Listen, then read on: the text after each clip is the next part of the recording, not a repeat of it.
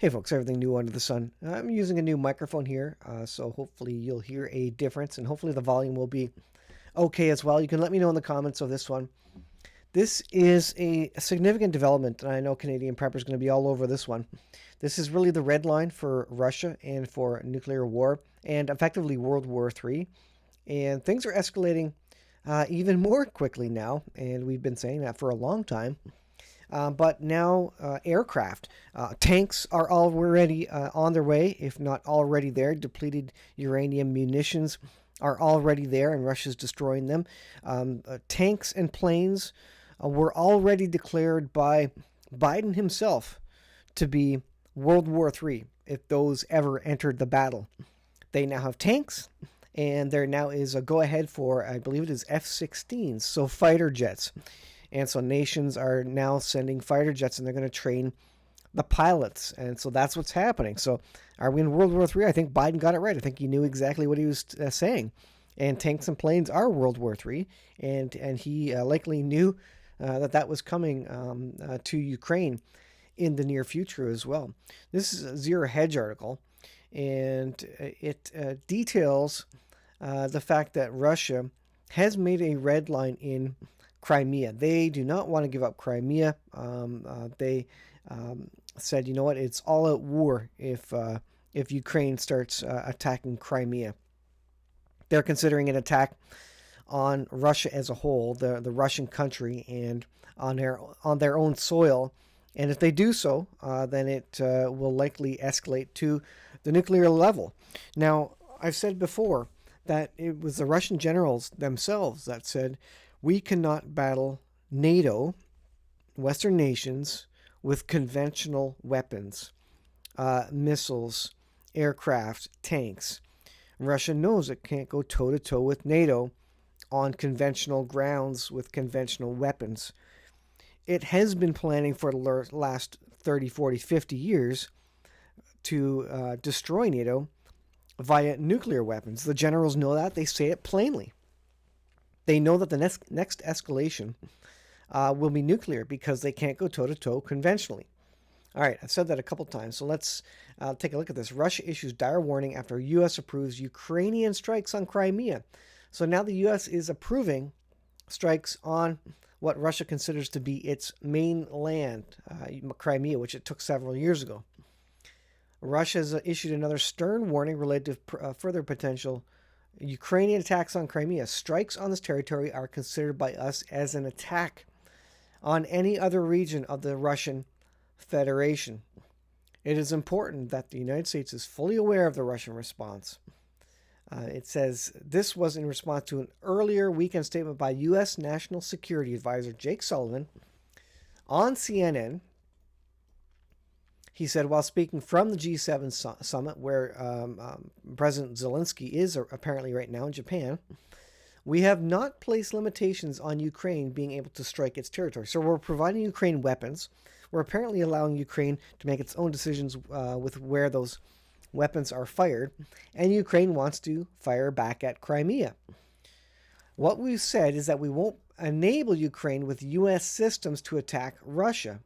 And we believe Crimea is Ukraine. Some from NATO side, from U.S. side, they believe these are warranted and that Ukraine can legally. Now, I'm not arguing one way or another. Russia took Crimea from Ukraine, and the world kind of recognized, obviously, Crimea as part of Ukraine, and so that would be illegal in the eyes of most of the world. I'm not arguing one way or another. I'm just saying that the U.S. believes that Crimea is a valid target and not mainland Russia. Well, Russia believes otherwise. And I think they will go nuclear if that's the case. Here's a little map of so you got Crimea here. You can't see my mouse, but it's right in the center.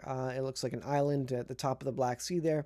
And this is the disputed landmass which Russia has taken over and they believe is theirs now, and they will not let it go.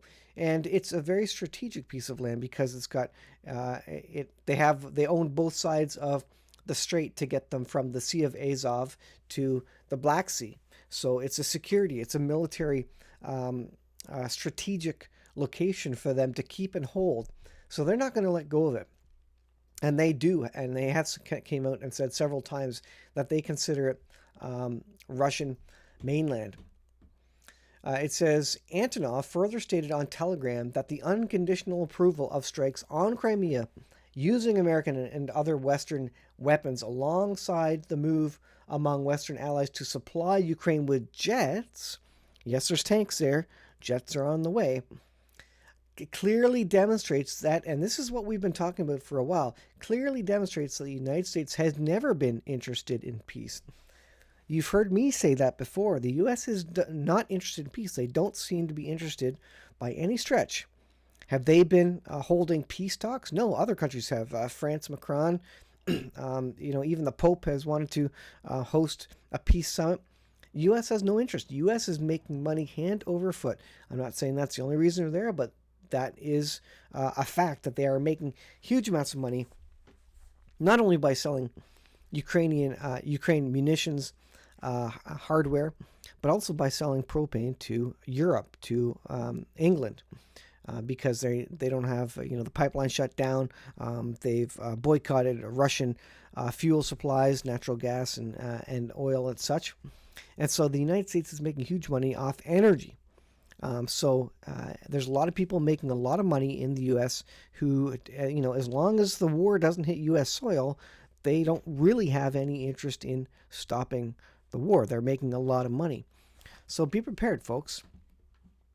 So U.S. clearly demonstrates that they have no interest in peace. And I've said that before. It goes on to say about nuclear war, per Russian state media, other Kremlin officials weighed in even more forcefully, warning that even nuclear disaster could result. Sullivan's remarks likely triggered outrage from Crimean Deputy Prime Minister George Muradov, who opined that by allowing Ukraine to use U.S.-made planes, F-16s, to target the peninsula, the White House had agreed to unleashing nuclear war, because Russia will take it nuclear because they know they cannot beat U.S. with conventional weaponry. They will go nuclear, and that has been their plan for the last, again, 50, 60, whatever it is, number of years, ever since they've been the enemy of the United States, longer than that.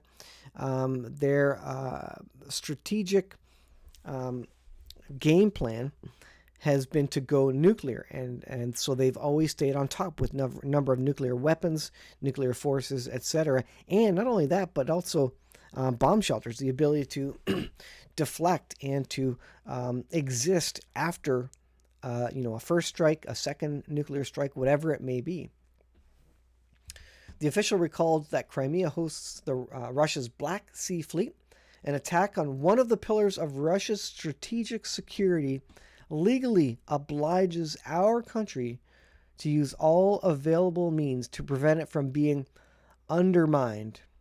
So they will go to nuclear war if Ukraine starts bombing Crimea using the green light, using U.S. weapons hardware, and with the green light of the United States, and the United States apparently showing no interest in stopping this war anytime. So we're getting to the edge of the abyss with World War III. If they start hitting Crimea and having any success, Russia will go nuclear, and that's effectively what they're saying. So, read that as you will, but this is a turning point. This is a game changer in the Ukraine-Russian war, and this is a red line for Russia. And the U.S. is poking Russia. Ukraine has been poking Russia. NATO nations have all been poking them, starting with the bombing of Nord Stream. They're poking the bear, and the bear has red lines, although they've been very, very patient, folks, for a long time. Look out. This is coming at a time, when you will have no idea. None of us will have any idea. And when this does strike, we will have no idea what happened. And it will be quite literally Mad Max in the Western world, I believe, when this World War III starts. And I think it does start. I think World War III does get triggered to the point where a one world leader comes and stands up after maybe some nuclear weapons have dropped and says, stop, let's have peace. And the whole world is desperate for peace, so desperate they will accept a one world government, a one world leader, a one world currency. Folks, this is the lead up to what the Bible describes in the last days. So be prepared. Ensure your faith is strong in Jesus Christ and that you're following His will and that you're in the Word daily. And keep that faith strong, because there will come a time when we have nothing but faith. We won't have food, water, gold, silver, assets of any kind. We will be stripped down to just simply our faith, very likely at some point. And so you need to be sure of where you're going so you're not afraid. Thanks for watching, folks. I'll leave it there. Be prepared. Things are heating up.